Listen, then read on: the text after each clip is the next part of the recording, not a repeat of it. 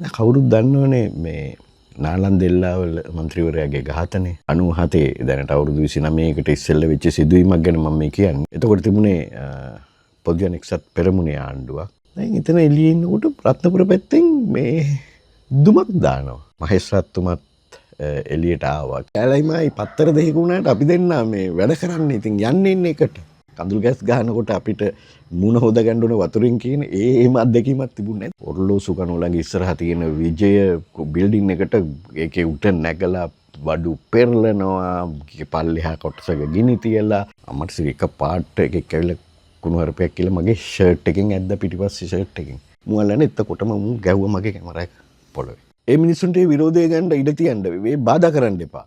හැබැයි දැනගන්නත් ඕනේ මං ගැන මොකද පළාත් සභාවෙන් එයා පාර්ලිමේන්තුවට මගෙන් ඇහුවත් නෑ මොකද මේ උනේ කියලා.